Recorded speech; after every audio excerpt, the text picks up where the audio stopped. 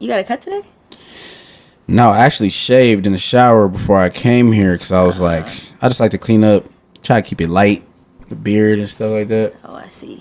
I hate my sideburns, so I always try to get rid of them. I know so many niggas that can't grow a full shit, and they say the same thing every time. It don't be connecting all the way full, and I hate the like process of trying to see if it's gonna like. I'll just be like, get rid of it, bro. Just go full naked face. Full naked. Just fuck it. Nah, real rap. I have to keep this though, because one time I see myself without my mustache, and I was just like, oh no. Oh. Like, nah. Oh. It was spooky. Oh, you need the caterpillar? Yeah, just a little. Less manly. I don't want to. Yeah, I'm about to say I don't look like no SpongeBob out here. Real rap. No, tasteful scruff. Yeah, just a little lightness. It's cool. It's calm. Nice. I didn't do shit. I did not know we were going to be on camera today. I thought we were supposed to work on a demo, but then he was like, hey, Vin's pulling up. I was like, oh, yeah. I see the braids. You just got your hair done? Yes, I did actually. Hold on. I feel like I've been getting more and more crazy with the colors, and I was like, you know what? I want to feel like a pretty little pink princess. Nah, that's tough. You know what I'm saying? Nah, that's tough. We want to like. That's tough. Thank you, homie. That's fire. That's fire. That's hard. So for the people, for the audience, give me a little bit about who you are, your name, your background, and a little bit of your influence. I've been seeing you've been working hard, very, very hard. You're close with my dog Don, the GOAT. So tell me a little bit about your background, your story. Okay, I'm Stonii. I'm an artist. I'm 25. Bring the mic up just a little bit. Oh, true. Oh, I forgot because we were just in the conversation. I forgot there was a mic here. Okay, hello. I'm Stonii. I'm 25 years old. I'm an artist, singer-songwriter based in LA. My roots, my mom is oh shit, this shit got close out of nowhere. It's on you. Wait a minute. It's like Sharky. It's like it's on you now. No time to wait. Okay, shit. Okay. My mom's from Cape Verde. I'm Cape Verdean American. Wow. My dad's from New York, so I got a little nigga in me. Okay. But I grew up in Virginia, like in the suburbs, so I feel like that's where my like. I have a little white girl in me too. I'm not gonna hold you. Hey, ain't nothing wrong with it. If we being honest, I don't. It's the flavor. I got some sauce. Yeah, but in terms of musically, my influences and everything like that, I have a lot of influences. I grew up loving Destiny's Child, Michael Jackson, Nina Simone. Like, there's so many like influences that came from Teddy Riley, my parents' music, and then some of. Can we cut for a second? This mic is like really. Oh, okay. No worries. It's just really in her face. I know. I was gonna say it came at me like that. Yeah, it was crazy. I was wondering if taking the pop filter might help it. Okay. Maybe. Will, but she get crazy with the. My S's. No, your S's be dragging. Wait.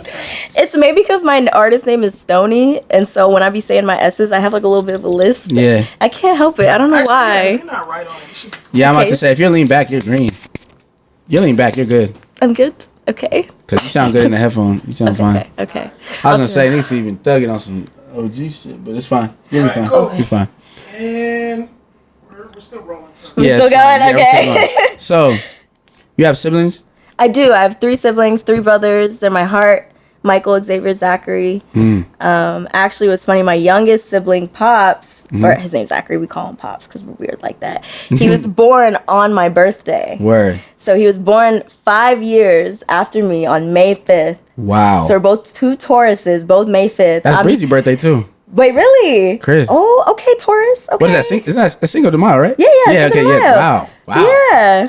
Yeah. We turn up. That's hard. And I got a matching tattoo with him. Hard. It's the Mayflower and a 5, and I paid for it because I was like on some big sis shit. But that's fire. But my brothers are my best friends. They're my closest, they're my best friends. That's amazing. And are they into music like you? Are they musically inclined like you? Or They're all lovers of music. My whole family loves music. Yeah. Like one of my brothers makes music just for fun, like on the side, like some fun shit. And I actually featured him on my second album. Word. So you'll hear him. He's on a song called Fantasy with me. That's my dog. That's I gotta tap into that. I gotta 100% hear that. That's hard. Yeah, but my other brothers they just love music. They just like all day, every day. The house is always filled with somebody with their headphones walking around, having a different experience throughout the day. Yeah, that's so fire. You had a lot of music influence around you. I feel like it's so interesting because a lot of creatives and artists like ourselves, you know what I'm saying, where the origin kicks in at, when did you feel like for yourself that music was like, I think I can do this? Did you get the bug early from the influence of a lot of that energy in the household early, or did it develop over time?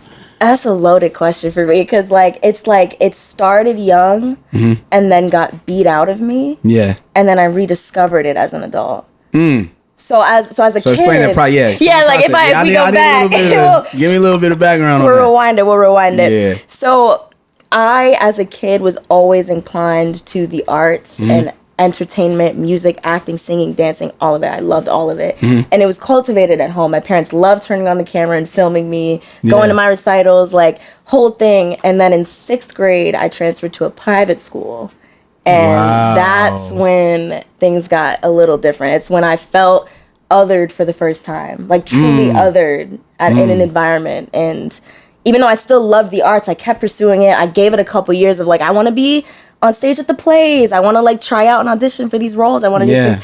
But every time I was met with, you're not good enough, you're not pretty enough, you're not white enough, you don't pay enough money, you know. So then I was like, okay, so I need to like be behind the scenes then. And so I started studying screenwriting and shit like that.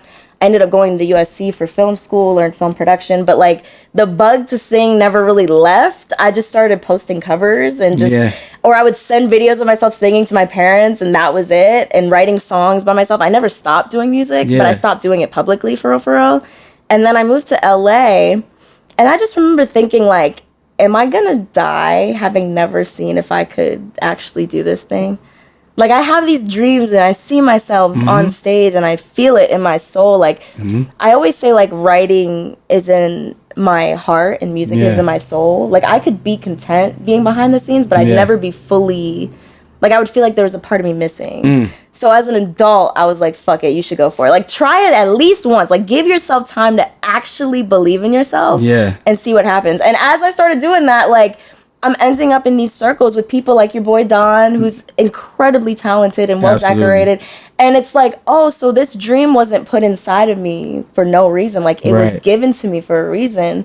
You're supposed to see this through. And the other part of your journey was supposed to build you to this point. So I would say I recently got this like strength and the drive to really say like, no, I am an artist. That was a recent thing. That's fire. Yeah. I don't feel like enough people talk about it enough because in this industry, you know how, and you're seeing it in 4K. Yeah. How intense in the amount of time and the thought process. It's like an unwavering belief. Yeah. You talk about this topic of like blind faith. For yourself, do you feel like in those stages of that transition of I even want to hear more because you were delving about your transition to coming from Virginia to coming to Cali. Do you feel like you had that support system behind you that was like, yo, go for it? It was on a whim. Do you remember that day? Can you take, the audience through that day when you were like, I'm going? Man, I remember it like it was yesterday because I remember it. So first of all, it was me applying to USC. That was the first step because I was at this school in Virginia and I had taken all the film classes I could take, and they were like, you're out of options. And I was like, well, no, the fuck I'm not. Like, I need to apply like a shit. I'm gonna go for it. And then I applied the night of the deadline for film production. I had never in my life known anything about production. And this is the #1 film school in the world. So I was like, well, if I get in, I was meant to be in LA. Yeah. So I got in and I started crying. And I was like, fuck, like now I gotta do this shit. And But my parents were so supportive. And I remember looking at my brother, Xavier. He's the other artist. He, first of all, before I got into USC, he was like, you're gonna get in, shut up. And I was like, oh, you don't know that. And then, I told him I got in and he was like, you're gonna be fine in LA. And I was like, you don't know that. And like, but I've always had, that's why I say they're my core. Like my parents and my brothers from jump have always supported me. And I know that that's a blessing because a lot of people don't have that. Yeah, like, 100%. I knew that if I, quote unquote, didn't make it out here, I have somewhere to go home to. And I'd have people that wouldn't make me feel like I was a failure, like I wasted time trying to be who I knew I was supposed to be. Yo, shout out to the folks. Shout out to the family support. Shout outs, yeah. Especially in the black community, being your mixed background and descent, but being a black woman, I can imagine, especially in the times we're living in right now, how crazy it is, and just having that unwavering faith in yourself to take that leap. There's not a lot of people that can do that. So I got to give you your flowers 110% behind that. That's absolutely amazing. So give me the steps. So now you're in LA, so it was a catalyst for you to get to LA. So now we hit this goal. Right. So we hit the goal. We're in LA and we're running. Can you take me through that process early on? Are you hitting the ground running? Is it nerves? What is that initial feeling you get to LA, and what is the feeling? What's the experience? So I grew up pretty sheltered. So to go from my like suburban background to big city, especially from big family to now alone in a big city was very scary for me. And I was very dependent. Like I didn't like going anywhere by myself. I didn't like doing shit by myself. Like I always had to go with friends. And then I had an experience where I lost a lot of my friends because of the school I went to. So coming to the city was very scary because I was like, I'm going to this school and I know there's a lot of rich motherfuckers out here. I'm not one of them. Like, what's going to happen? I don't know enough about film. I'm going to da-da-da. And deep down, I really want to do music. But like, how am I going to do music if, so it started with just me being confused and lost and then realizing very quickly that I had to make money. So I was a waitress. Wow, where are you at? Where are you working at? Okay, I was a waitress. I was at Saddle Ranch in West Hollywood. Hey, Saddle Ranch is fire. Saddle Ranch. So you was the one hooking it up because I love Saddle Ranch. Yo. So I'm giving you flowers for that. It's more I'm giving you fun. flowers for that. It's more fun to dine at Saddle Ranch than to work. Word. I'll say that. Probably hectic. It's hectic. A lot of people, like late nights, we close at 2 a.m. And by the way, I was working while I was taking classes. So I would sometimes go home, be home at 3 a.m. and then I'd have a 9 a.m. And then at that time when I first moved, I didn't have a car. So then a lot of my money that I'm spending to get to work is the Ubers and the traffic and then get up and go to my film classes. And I was like, I need this degree. Like I need to graduate. I can't be slacking on my classes. Plus I wanted to like sing on the side. So I didn't really make a lot of time for people at that point, but I ended up finding like a couple friends. I'd say like around 2-3 friends out here that are like my heart. But back then it was a lot of alone time for me. And how you feel like that pivotal moment? Because I'm hearing this journey of this constant ability of self-time and just awareness and time that you spent with yourself to even develop yourself. Outside of the support, of course, we're always giving shout out to the people supporting you. But in that journey for yourself, how much of it do you feel like was rooted in this, like, I don't have no choice but to make this happen by any means possible? I think that to this day, I feel that. But it's like a weird, like, how do I describe it? Like, I feel like my success is inevitable. Yeah. So I have to get up every day and take the necessary steps because my success is inevitable. But I also know that it's the reverse, that because I'm doing shit to make it inevitable, that's why it's inevitable. So, like, when I wake up in the morning, he'll be the first to tell you, like, I'm on this guy's ass every morning. Like, what can we do today? What can we accomplish today? Like, what can we check off the list? And he's like, damn, chill. I'm like, no, like, love that. I gotta be, like, that's what makes me feel like I'm fulfilling my purpose. And, 100%. If I'm not thinking about my goals at least every day, not all day, you need to break. You need to have a break. But if you're not at least doing something for yourself and for your goals every day, then you're falling behind and you're not reaching that inevitability feeling. 100%. I don't know what came first. I don't know if it was like the stress of like, it's gonna happen, so you better be good enough when it happens, or like if it was like, oh, I'm gonna keep working, and then eventually I was like, oh yeah, it's inevitable. You know what I mean? Did you have that moment? I don't know if I made that slight, even if it was for a brief moment. Do you feel like you had that experience where for a brief moment you were like, I don't know if this is a lot? Ironically, and that's why I have to like give it to a higher power, every time I almost felt that, something crazy would happen. Like, can you give me an example? Do you have any specific examples of that? Like a moment where you were like, I'm about to break down, bro. It's about to be a wrap. I'll give you one, just because I know it's your boy. I'll tell you the story of how we met. It was one of those moments for me because I was with another group of people that were kind of acting as like managers for me. And I just felt very like, I just was feeling like I wasn't good enough for those people all the time. I didn't know enough, and I felt that way. And I'm not putting blame on those people. Yeah, no, 100%. But just in that space, in that space, those people ended up deciding to no longer work with me. And so I was at a place where I was like, fuck.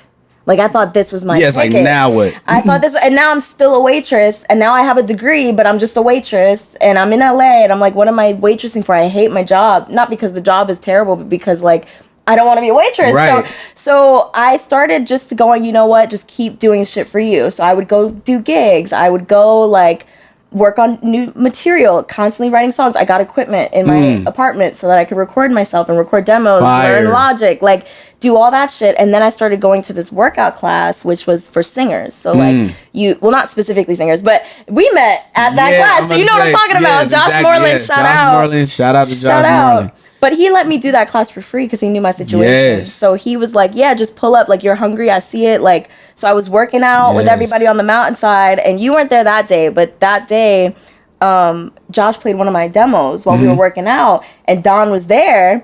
And he was just kind of like, oh, okay. He was asking me a couple questions. We were kind of getting a feel for each other. Like, oh, like, this is a cool dude. I could be cool with him, whatever. And he goes, oh, you guys should all come to my apartment. Let's work on music. Yeah. Nobody else showed up. So I pulled up and nobody else was there. And at first I was like, what's going on? Like, hold up. But you know this nigga. He's very solid. It was never like that. And we worked on our first record together. Remember Stonii? It's going to be on my first album. That's the first song we ever made together. Oh, and that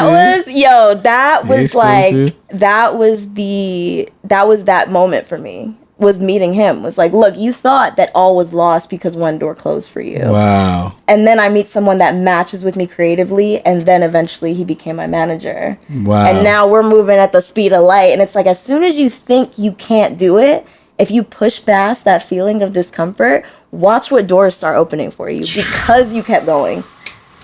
On the mountainside. That's a bar.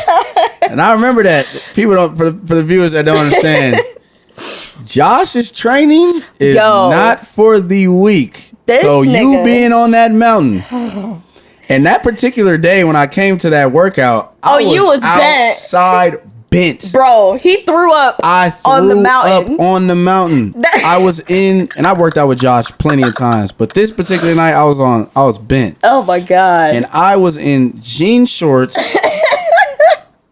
I think I had running shoes, yes. I swapped my running shoes for the fit I was wearing that night. I'm dead. I had on a whole fit from the night that I was out prior, and Josh hit me, I think, that day at like early. He was like, you pulling up today? And I was like... No excuses. That's his thing. No excuses, bro. Pull up. No excuses, and I pulled up, and shout out to him because, man, he is...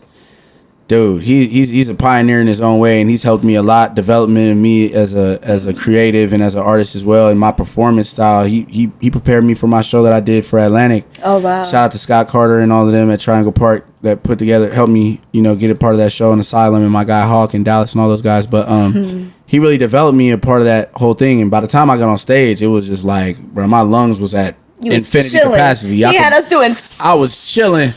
Up the mountain. People don't know. I'm telling you. Anybody, I gotta give a special shout out to bro. Tap in with Josh. He's amazing. He's an amazing dude. For real. So that's interesting. So what do you feel like now in this transition that you're in? You meet Don. You're in LA. You told me your early background. Your leap of faith to come out to LA. The things that you've been doing to develop yourself in the work. Can you take the viewers through just what is the routine like now for yourself that you feel like is keeping you propelling in that cycle that you've now transitioned into? Okay, so one of the things that is a non-negotiable for me, 4 days a week at least, I'm at the gym. And it starts with me. And even when I had another job working at a label, it was, that meant I had to get up at 5 because I had to be at the label from 10 to 7. And then after 7, it would be, okay, we're going to Don's and we're working. And we're working because I'm releasing 3 albums. Right. That happened because we made so much music in that time that we were like, fuck it, we need to just release music. And it fit 3 bodies of work that told my story in stages. So it worked 100%. Out. But every single day it was, if I'm not, so I have to, I got to get the mental and physical, like health. Physically, I want to be able to perform. That's number 1. Then it's the mental. So what does your space look like? Like, are you taking care of yourself? Like, what's... how are you feeding yourself intellectually, spiritually, all that stuff? Like, center yourself, right? Every day. Third thing is do something for the business. It doesn't have to be big. It has to be something. So whether that's listening back to my records and seeing how they make me feel, if it's calling Don, who can we, like, network with this weekend? Who can we, like, what are we doing this weekend? What are we doing tomorrow? What are we doing today? Like, there has to be something that's for the Stonii project, or else I feel like I'm abandoning it. Even just for a day. Like, even if it's just a thought. Like, it can be just... I'm going to listen to the album in my shower. I'm going to listen to this album in the shower. I'm going to go back and rework on these lyrics, whatever. But yeah, and then now we're starting to incorporate like social media more often. Yeah, because that was something I wasn't used to either. It was the social media game. And how do you feel? It's like, oh my goodness, it gets trenchy online. I'm like, does it get annoying sometimes? The be real, you be on it. Okay, I'm gonna be 100 with you. Having to, and like we have this conversation all the time. Like, I feel like at this stage, a lot of people like in the industry know of me, but I haven't built a fan base yet. Yeah. And that is the most like humbling thing to have to like walk into a room and have a bitch with like 1 million followers look at you like you ain't shit because they go to follow you and they're like, oh, she only got 3K. Yeah, like, what? Like, oh, she don't got a blue check. Like, who the fuck? So that part was very like, it reminded me of the high school bullying I dealt with, and that's been something I've had to work through trauma-wise. Yeah. No, but it's real. It's being real. It's LA is different. LA is so fake. Yeah. Popular. Excuse me on that. It's a popularity contest at the end of the day. It is. It's a popularity contest, and a lot of people are viewing the likes and the social media and the things that get the miscellaneous stuff. They're equating that to things that don't really actually hold substance. I know. So it becomes this kind of playing exactly the game.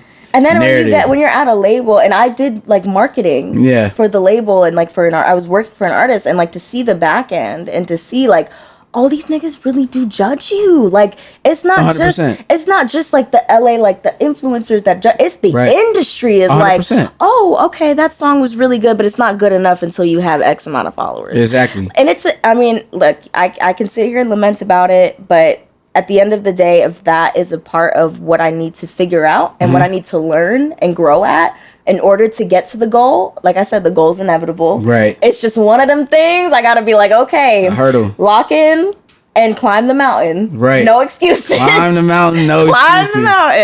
Climb the mountain, no excuses. One day I feel like that's what's gonna really remind me to remember like where I came from. Yeah. Because it wasn't given to me. And you know, when eventually I'm looking at certain numbers that some people are like, oh, how does she have that many numbers? That's crazy. Da, da, da. I'm going to be like, I was the same bitch all them months ago, all them years ago. I'm still that same bitch. And I will not let this get to me because I knew how it felt back then when I saw other people that let it get to them. And I'm like, you have to experience this shit in stages if you want longevity. If you 100%. Want a career that's based on who you are and on your artistry, these are the mountains you chose to climb, bitch. You could be a certain type of artist. You could be a certain type of social media person and get what you're looking for, the instant gratification. You can, but at the end of the day, are you going to be happy with yourself? And I said no. And that doesn't make me any less of a person. I'm going to put that out there. I'm just saying for me, for what I want for my career, I'm willing to climb the mountain. I'm willing to climb the mountain to get to where I need to go the way I want to get there. The self-work is... Oh, it took a lot, bro. It took a lot. The self-work, the self-development is absolutely insane. People come here to LA and everyone's rolling the dice. You see it all the time. We see the success stories. We see a lot more failures than successes, unfortunately. But the self-development, that's a part that is so beautiful to hear in your story of this constant... Instead of looking at, Don said something to me that I think is very, very insightful. He said to me a little while ago, and it's in your discernment and your ability to say, I get to, instead of I have to. Right.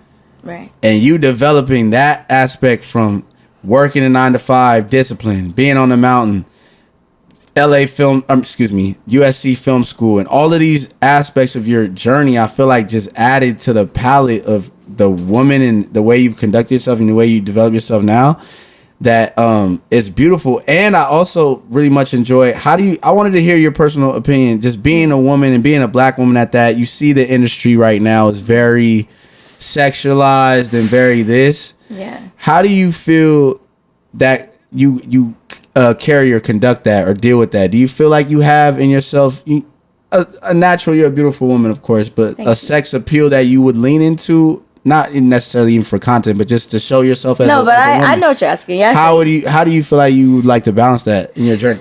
I think one of the biggest things is, do I feel comfortable? Like, that's the first question I ask myself, whether it's working with another artist and we're doing a shoot together, whether it's an outfit I put on for promotion, an outfit I put on to perform. Like, at the end of the day, do I feel comfortable? Do I feel confident? Do I feel sexy? Now, if I start to feel like, oh, I feel like uncomfortable, I feel like this isn't me, like this isn't natural, this isn't, you know what I'm saying, like I'm putting on a front and I feel like, oh God, then I pull back. And luckily I have a team and a support system with me that's like, that's the first question always. Do you feel comfortable? Like, is this, you know, how you want to be seen? Is this how you want to be viewed? And that might change, and I'm giving myself the grace to let that ebb and flow as I become more involved in my artistry and my sexuality, all of that. I give myself the space to grow in that. I'm not stuck here. But right now, I have certain boundaries that came from being honest with myself. Like, you have to know how you feel first and foremost, and it can't be about how everybody else in the room feels. Because I know if I take something off, then certain niggas in the room gonna really feel good. But am I gonna feel good after they feel good? Right. Like, that's most important. Like, if I feel sexy and I do something, and then after I still feel good and I still feel sexy and I still feel confident, then I know that it was a good move. Right. You know, like, that's kind of my first. I like that. You know, it's classy but sexy. It's exactly. I say sensual. I think I'm a very sensual woman. That's a very good word, sensual. Yeah. I like that. That's more really nice more word. Sensual than hypersexual or hyper raunchy, and there's a space for that for sure. And I support it. I love it. I fuck with it. Like, you know, pop off if that's you, if that's authentic to you. Yeah. Right. But if it's forced, then it's not authentic, and then it becomes this whole moral argument that we could talk about, rabbit hole. But I like to say my brand is sensual more than sexual. 100%. I like that. And tell me, for yourself, as far as a new listener, a person that doesn't know you from a blade of grass, how do you feel for yourself through your music that they can connect with you? What do you feel like you want to present to your audience? What do you want them to feel? What do you want them to know about you through listening to your music? I think it definitely helps that, especially these first 3 bodies of work were all written by me. They're true to my story, and they're coming from me. And so that's the first thing I want people to hear when they listen to any piece of work. It's something that you told me before when we were talking about songwriting. Yeah, we were talking about songwriting. They should be able to hit play and say, oh, that's a Stonii track. Like, that's who she is. Like, that's what I want to portray first and foremost in my music. Like, oh, this is who she is. Like, I'm learning who she is by listening to this song, right? Second of all, I want to tell a story that doesn't start and end in a particular place, right? So there's a version of me that's super insecure. There's a version of me that would give anything for attention, that is, you know, very sensitive and I'm protective of her because she's still here. I'm protective of her and she's there. But then there's another version of me that grew more out of that and is more playful and more fun and more open. Then there's a version that's like, don't fuck with me. Right. And it's a bad bitch version. And I kind of gave myself the 3 albums to tell the 3 versions. The 3 versions. So that, and then my 4th version is loading. It's incoming. So I want people to be able to listen to the bodies of work and be able to see and feel my transformation, so that by the time that I'm fully out and the world knows me as an artist, they felt like they got to grow with me. That's beautiful. Yeah, that's beautiful. The storyline, I'm captivated. I'm listening like, oh wow, yeah, that's so fire. So give us like, even yourself, like, what makes you happy? Even like, you can be things outside of music, like things that you enjoy doing, like things you like to go do. What are hobbies that you enjoy doing? I'm a Taurus, so good food. I love food. What's your favorite? I love a snack. Oh my god, it's too much. I love too many things. I love chocolate. I love home cooking. I love the joy of making something look pretty. Do you like to you cook? I do like to cook. What do you like to cook? I be whipping it up. I've been in a very like Asian and Italian food vibe the past few months. Like, I get in vibes where I'm like, okay, and then, you know, before then I was in a Mediterranean vibe, so I was making all these Greek food shit, and I was, you know, nice. No, I love cooking, but I have to learn how to cook for more people because I'm so used to like living alone. I just make like one little thing, you know. But besides food, I love going out to eat. Oh my god, LA has so much good food. Do you have a spot you found yet? Even if you know a spot I found. Okay, like breakfast, Cafe Telegramma. And I've never. You might be putting me on the game with some spots. Those pancakes. Google. Is it a specific kind? It's their only pancake on the menu.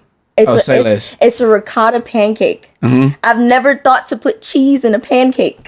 Who the fuck thinks to do that shit? I ain't ever had cheese in a pancake. You need to, nigga. Yeah, I'm gonna have to try that. That sounds interesting. I'm gonna have to try that. That is, and there's scrambled eggs. That is like my favorite breakfast of all time. Is Cafe Tucker. I take my dad there every time he comes out here, and we love the pancakes. And you know, black people love pancakes. Yeah, I'm about to say. And so if I was on the board, waffles. I'm going waffles over pancakes. Oh, I take pancakes. Pancakes. I'm pancakes all the way. See, that's the light skin in you. Shut the fuck up. That's the light skin in you right there. Yeah, Roscoe. Shut the fuck up. We getting them waffles. No, but you can't get the butter crisp on the waffles. You can't. You know what I'm saying? The like crispy, crunchy shit from when you cook it in the butter. Okay, see, you on some talk. You a cook for real. I'm you ain't put me on some games. So what's the lunch then? This is why I gotta go to the gym, bro. I'm telling you, so I got. So what's the lunch? So you got the breakfast. So okay, we doing the pancakes with the scrambled. You said scrambled, right? No cheese on the eggs, no nothing. Just straight, but with chives. And I don't know what they be doing, but it's perfect. I'm telling you. And what's the lunch look like? What's the lunch of choice? Sushi. Sushi. What kind? Okay, so I've been really loving. Fuck, what's it called? It's this roll place. Kazunori. There's a couple spots. Nigga, you sit around a bar. Yeah. And they like make the rolls for you as you chilling. And they do one roll at a time. Like hibachi type vibes? But sushi, strictly? Yes. And they scoop the shit right there. You order like a set, like 5 rolls or whatever the fuck. Yeah. And they give it to you one at a time. So you can just sit there and think about how good that shit is. Wow. You just think about how good it was as they making the next roll. We might need to go by there. Yo. That sounds fire. It's so good. I love. See, and watch people be like, "There's better sushi." Tell a bitch. And then give me the lunch. Bitch. Then give me the lunch. That's lunch. What's the? I mean, lunch. The dinner. Okay. Dinner of choice. The dinner of choice. Probably okay. If we just going out, if we just balling out. Yeah. Probably like K barbecue. Okay. Yeah. You know, where you can cook the shit right in front of you and smell it, and you with friends, and everybody's laughing and having fun. Maybe you're having a little drink. Have you gone to Godkaku? No. Oh, it's fire. They have it in Orange County in LA. Okay. We need to all go. I will be your first Godkaku experience. Okay. Amazing. Yes. Unlimited too. Oh, super fire. Yes. That is. So enough about the food. My fault. No, me too. We fat asses.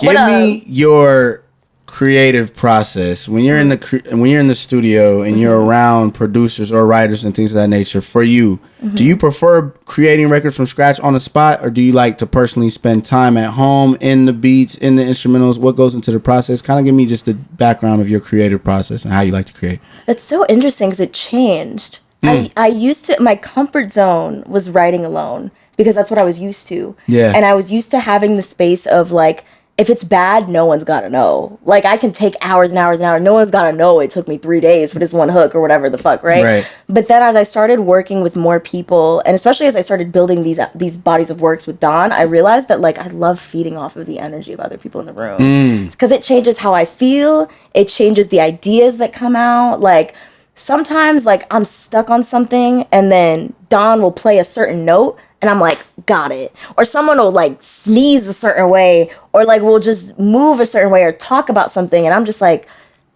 that's it. Like, I'm grabbing from shit that's not just me. Yeah. And I think that just adds to the story of a record. And that's fire. It feels so much more like, I don't know, there's beauty in sharing the human experience of creating art. Yeah. And I felt like I had the experience of doing it alone, and I really love the experience of doing it with people. So like do you feel like right now in this era, like you're doing a balance of both, or you like right now you really prefer to be in the? I prefer to be in it because otherwise, because some of these songs I developed by myself and then we're redoing them, and maybe I'm changing some of the melodies a bit or I'm adding to, but it's like an original idea.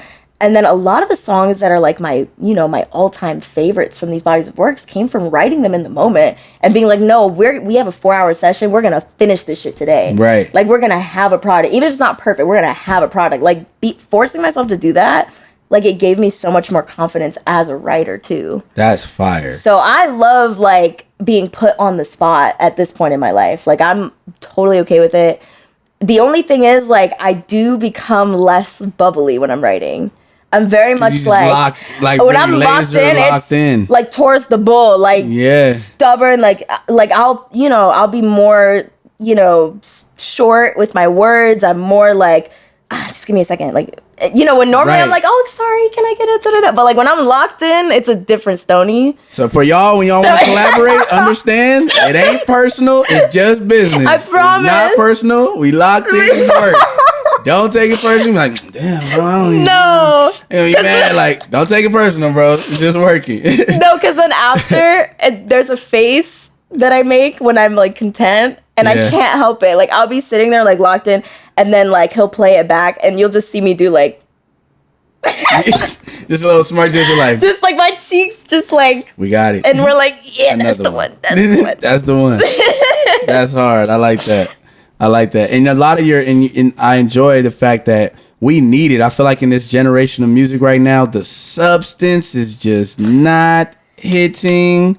So for you to be coming from an origin and telling your genuine, authentic story, I wanted to ask you, what do you want for your audience to gain from these projects when they hear them, when they come out? I'm sure by the time this interview even comes out, that these records will be in rotation. What do you want your audience to absorb, to learn? What connection do you want to make with them?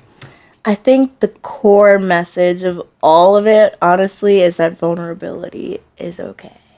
Can you elaborate on that? There are certain songs that I was really scared to put on these projects that I was like, because even, some of them I wrote from a place that I'm not in anymore. And I'm like, damn, bitch, stand up. Like, what are you talking about? Like, it's certain songs. But I think that someone somewhere is going to need that record and is going to need to feel like they relate to that moment because I was there. And that doesn't mean that there's anything wrong with the girl that was there. It's okay to talk about the girl that was there, though. Right. You don't gotta be having it all figured out and you're the shit all the time. Like, I'm the shit. Trust me, I think I'm the shit. 100%. But Poppy. But there is a side of me that questions myself, and I want all versions of myself to feel included and to feel safe to be included in anything I do going forward. So just not only like the vulnerability, but also it takes confidence, and it takes a certain level of like, I'm not, at the end of the day, like when we live and we die and this is all said and done, like what do you want to have left behind you? And I think if there is an authentic version of me in these pieces of work that exists before the music, after the music, when I'm done making music, whatever, then I will never regret that I did it. I'll never regret it, because I'm like, I want my kids one day to go back and from a genuine place, hear it and be like, I went through that shit too, mom. Or like, I'm not a fucking, I'm not some pathetic thing because I felt this feeling in this moment. Like, no, feel that thing. It's a beautiful thing because we're human, and that's a beautiful thing to be human. Nah, that's amazing. Yeah. Wow. To wrap this up, I have to ask you. Oh, gosh. You're scaring me. Tell me. Oh, no. During the course of your journey, everything in full totality to where you are now, what is, it can be a 30-second, a minute statement. Give me one thing you would tell your younger self now that now that you would have told your younger self. It's all going to be worth it. It is all going to be worth it, bitch. I know it hurts. I know you don't get it yet. I know it hurts like a motherfucker. And I know you feel like it's the end of the world. Because my younger self, I was suicidal at one point in my life. Wow. So that's... What was that, if you don't mind elaborating? No, of course, that was a bomb. I'm sorry. No, I respect it. No, I respect it because it's vulnerable, and it's, you feel me? A lot of people can relate to these things. We're living in crazy times, you feel me? It's a lot going on in the world, and a lot of people can relate to that. Where were you at, and what was going on in your life at that time period that you feel like put you in that space? It was the beginning of a transition for me, and it was the transition into like being completely uncomfortable in this new environment at this new school, and feeling like not only were all of my passions being dismissed, but also because I come from parents that went through some shit. Like, my dad was a cop. He got shot in the line of duty. He had cancer. He had all types of shit. My mom's an immigrant, and she was very poor in this country. Cape Verde is an island off the west coast of Africa, for anyone who doesn't know. And, you know, there were times where she didn't eat. Like, she would eat dirt to, like, fill her stomach. So, you know what I mean? My parents, and that's just not even scratching the surface of the shit that they've been through, like the shit that's in my family, the mental illnesses that are in my family. So to then experience something that seems so basic as like I'm being bullied in school, you feel like you can't talk to nobody because you're like, they're not gonna get it. So I, you know, talking about it now, it makes me so sad because I'm like, girl, like you can get through this, but to a kid, it feels like that's their world. Yeah, like it's never gonna end. It feels never ending. And then you're like, well, will people really miss me? And that's really the point where you know shit's bad, is when you start questioning whether your family would miss you or not. Wow. That's kind of, yeah. There's a couple of records that talk about it in the first album, I'm not gonna lie. But even more reason to listen to the project. Even more reason. But I would tell her specifically, like, you have no idea how strong this experience is going to make you and how beautiful life is going to look to you because you thought about abandoning it. And I don't say that to say that that's everyone's experience. Like, that mental illness is something to be excited about, or you should experience mental illness. It'll make life beautiful. That's not my point here. Yeah. But for me personally, for where I was, I would tell her, like, you know, you're going to make it through this. You're going to survive this. And it's going to make you that much more appreciative of the beautiful little things you have in your life. Wow. Like, that's what makes those conversations, like we were talking about the Instagram followers thing. Like, I'll catch myself being in my ego fully and being like, who does this bitch think she is talking to me like that? Like, how dare you? And then I'm like, remember when you were back home and you felt like you had no friends and you felt like the world was better without you in it? And now you get to be an artist and you get to be in LA and you get to be that version of yourself, that confident version of yourself that you thought you would never meet. Like, you're finally her. And you're gonna let this bitch take that away from you? Like, get the fuck. Like, nah, let it rock. You know? That's a beautiful, wow. Yeah. I want to say the pleasure has been to interact with you, to chop it up with you, to hear your background, your story. It's so amazing. Let the audience know what we can expect and what to look forward to. I know you talk about the projects, but even more so than that, you can give your personal shout outs if you'd like to as well. Personal shout outs. Shout out to Don Terrell, my homie, the manager, the friend, the big brother, just the encouraging presence that you've been for my career. It's like there's no amount of thank you that I could give to that man. Like, he is the core of this project with me, and he is such a pivotal part of my journey that I will never forget. Shout out to my family, my brothers, my father, my mother, for being there for me from jump. They already look at me like I'm a superstar, and having that, like, they're my core fan base for sure. They were the first fans I ever had, and that is a blessing that I do not take for granted. Shout out my creative director, Julia. She's my bestie. I met her at USC in college. We were roommates, and now she's killing it, doing crazy shit in the industry on her side, and we're best friends about to take over this shit. And shout out to you, because you were a huge catalyst in leveling up myself professionally and as a songwriter. Like, the amount of gems you gave me should be illegal, honestly. I should have paid mad bread.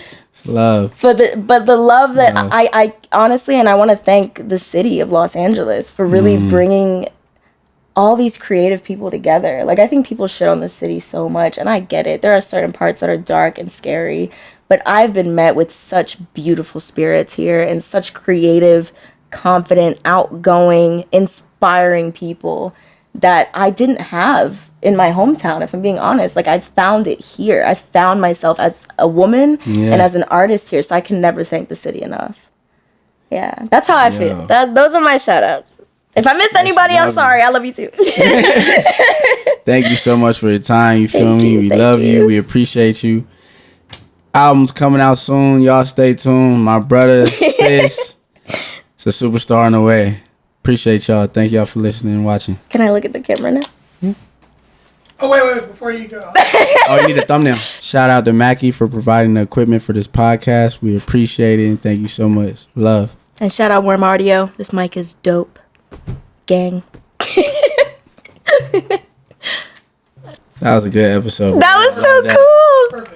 I'm telling you, podcasts are fun, bro. You just talk. I felt like it was just us talking. Just us talking. You don't even worry about the cameras. You just talk. I wanted to turn the air on, and then I'm like, I know. I'm literally sweating. I'm like, good it's interview. okay. Yes. That was a really good story. It was flowing naturally. That's why I didn't cut it off. Because normally I'd be like, all right, we can cut it here. But I'm like, But it's good to have those. That's why I try to segue.